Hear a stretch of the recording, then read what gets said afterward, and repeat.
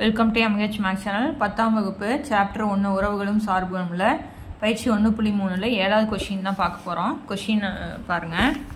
24 centimetre பக்க அளவு உள்ள சதுர வடிவ துண்டிலிருந்து 4 மூலைகளிலும் சம அளவு உள்ள சதுரங்களை வெட்டி படம் 1.17 உள்ளவாறு மேற்புறம் திறந்த ஒரு பெட்டி செய்யப்படுகிறது. இந்த பெட்டியின் கன அளவு B எனில் B ஐ எக்ஸின் சார்பாக குறிப்பிடுக அப்படின்னு கொடுத்துட்டாங்க. சரிங்களா? 24 சென்டிமீட்டர் பக்க அளவுள்ள சதுர வடிவ துண்டு, ஒரு சதுர வடிவம் பாருங்க, இதுதான் சதுர வடிவம். இதனுடைய அளவு வந்து 24, இதுவும் 24, 4 பக்கமுமே 24. சரிங்களா? சம அளவு உள்ள சதுரங்களை 4 மூலைகளிலும் பாருங்க, 4 மூலையிலையும் இந்த இதை வந்து நம்ம என்ன பண்ணிடுறோம், வெட்டிடுறோம். ஓகேங்களா? இதை நம்ம வெட்டிடுறோம், 4லையுமே என்ன பண்ணுறோம்னா இதை வெட்டிடுறோம். ஓகேங்களா? அப்புறம் சதுரங்களை வெட்டி படம் 1.17 இதை எடுத்துட்டோம் அப்படின்னா இது பாருங்க மேலே போயிடும் இல்லையா, உள்ளவாறு மேற்புறம் திறந்த ஒரு பெட்டி செய்யப்படுகிறது. இந்த பெட்டியினுடைய கன அளவை கண்டுபிடிக்கணும். கன அளவுங்கன்னா உள்ளார எவ்வளோ பொருள் வைக்கலாம் அப்படிங்கிறது தான் மீனிங். இதில் பாருங்க, இது ஃபுல்லாக 24, இது ஃபுல்லாக 24. இதில் நாம் இந்த பகுதியையும் இந்த பகுதியும் வெட்டிடுறோம், ஒரே அளவுள்ள சம அளவுள்ள அப்படின்னு கொடுத்துட்டாங்க. அப்படின்னா நம்மளுக்கு இது என்னன்னு தெரியாது, அதனால் இதுவும் எக்ஸ்ன்னு வச்சுக்கிறோம், இதுவும் எக்ஸ்ன்னு வச்சுக்கிறோம். அப்படின்னா எத்தனை எக்ஸு, 2x. அப்படின்னா 24ல் எதை கழிக்கிறோம், 2x கழிக்கிறோம். அதே மாதிரி தான் எல்லா பக்கமுமே. அப்படின்னா 24 மைனஸ் 2x 4 பக்கமுமே. ஓகேங்களா? அப்படின்னா இதனுடைய கன அளவு இந்த பாக்ஸ் வந்து இது மாதிரி ஆயிடுது பாருங்க. இது நீளம், இது அகலம், இந்த இடம் பார்த்தீங்களா இது உயரம். இது வந்து நம்மளுக்கு எக்ஸ் தானே பாருங்க, வெட்டி எடுக்கிறோம். அப்படின்னா இது எக்ஸ், இது எக்ஸ், இது எக்ஸ். அப்படின்னா உயரம் வந்து நம்மளுக்கு எக்ஸ், நீளம் அகலம் உயரம். அப்படின்னா கனசதுரமாக வந்துருச்சு இல்லைங்களா இந்த இது. அப்படின்னா கனசதுரத்தினுடைய கன அளவு ஃபார்முலா வந்து LBH. ஓகேங்களா? அந்த ஃபார்முலால அப்ளை பண்ணி போடுறோம். பாருங்க, வெட்டப்படும் சதுரத்தின் பக்க அளவு என்னன்னு வச்சுக்கிறோம், நம்ம எக்ஸ் அப்படின்னு வச்சுக்கிறோம். நம்மளுக்கு தெரியாது, அதனால எக்ஸ் அப்படின்னு வச்சுக்கிறோம். மீதமுள்ள சதுரம் வந்து என்னது, 24 மைனஸ் 2x. எல்லா பக்கமுமே 24, ரெண்டு பக்கமும் எக்ஸ் எக்ஸ் வெட்டி எடுக்கும்போது 2x. இதனுடைய கன அளவு சதுர வடிவ பெட்டியினுடைய கன அளவு என்னது நம்மளுக்கு, LBH. LBH கன அலகு. ஓகேங்களா? கனசதுர வடிவம் எழுதிக்கலாம். இங்கே வந்து சதுர வடிவ பெட்டி அப்படிங்கிறனால அப்படி எழுதியிருக்கோம். ஓகேங்களா? இப்போ V கன அளவு வந்து V.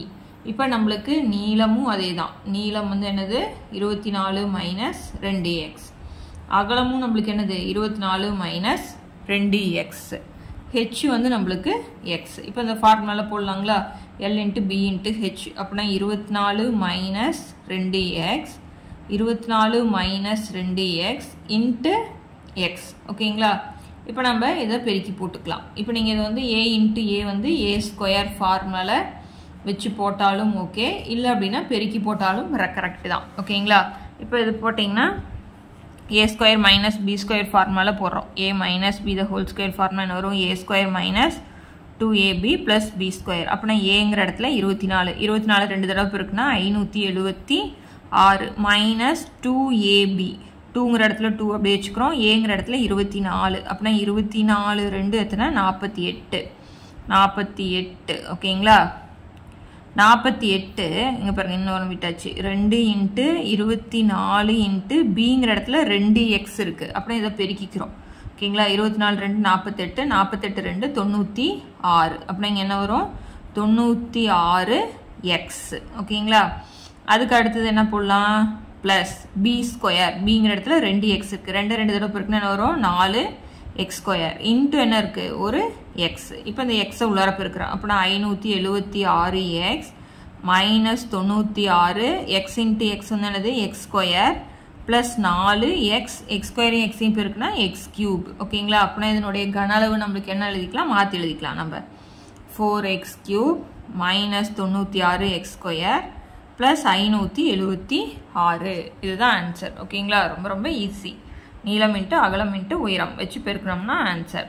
இங்கே மட்டும் 2 இன்ட்டு AB. அப்படின்னா ஏங்கிற இடத்துல 24, பிங்கிற இடத்துல 2xனால 24 2 48ஓட 2 பெருக்குனா 96ங்கிறத போட்டுக்கணும். ஓகேங்களா? அடுத்த சம் பார்க்கலாம்.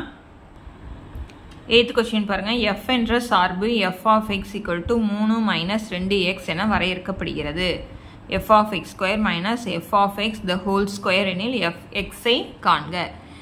f of x ஓட மதிப்பு 3 மைனஸ் 2xன்னு கொடுத்துட்டாங்க. அப்படின்னா இதில் பிரதியிட்டு x மதிப்பை கண்டுபிடிக்கணும். இது என்னது, f of x square equal to f of x the whole square. பாருங்க, எக்ஸுங்கிற இடத்துல என்ன பண்ணுமா எக்ஸ் ஸ்கொயர் போடணும். இங்கே எஃப் ஆஃப் எக்ஸுக்கே ஹோல் ஸ்கொயர் அப்படிங்கிறத நல்லா ஞாபகம் வச்சுக்கணும். புரியுதுங்களா? அதில் பிரதியிட்டு போடுறோம், வேறு எதுவுமே இல்லை.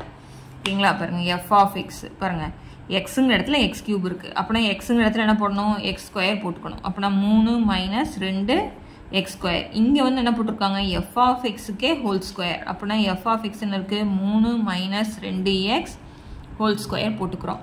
இதை அப்படியே வச்சுக்கிறீங்க. இது பாருங்கள் a minus b the whole square formula எழுதலாமா? அப்படின்னா a ஸ்கொயர்னா என்ன வரும் 3 9 மைனஸ் 2ab 2ங்கிற இடத்துல 2 போட்டுக்கிறோம். ஏங்கிற இடத்துல 3 பிங்கிற இடத்துல 2x. இது ஏன்னு வச்சுக்கணும், இது பின்னு வச்சுக்கணும். அப்படின்னா 2 6 6 2 12x ப்ளஸ் 2 தடவை பெருக்குனா 4x ஸ்கொயர். ஓகேங்களா?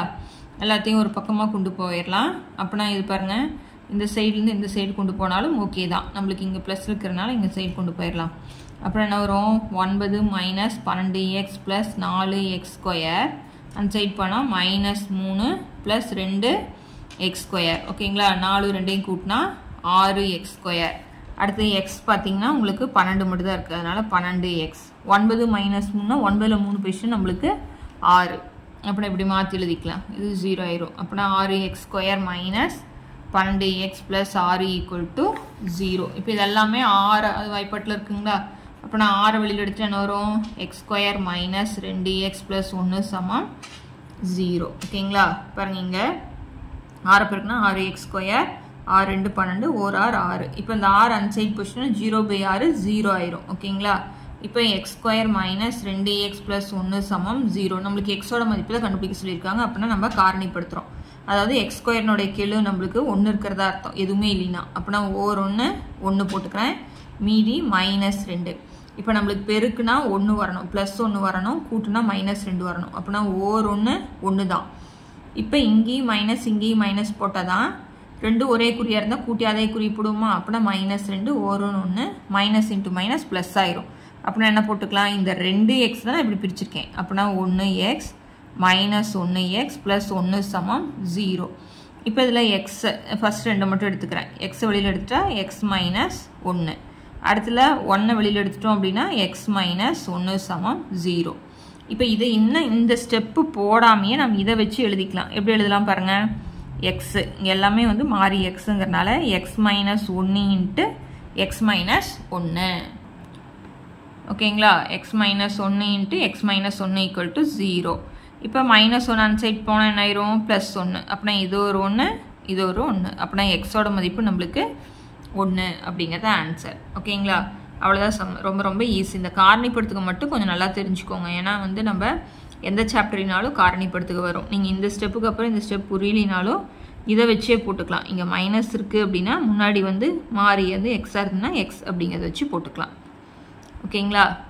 இந்த சம்மோட இந்த வீடியோ முடிக்கிறேன். அடுத்தடுத்த சம்ஸ் பார்க்கணும்னா சேனலை சப்ஸ்கிரைப் பண்ணிக்கோங்க. தேங்க்யூ.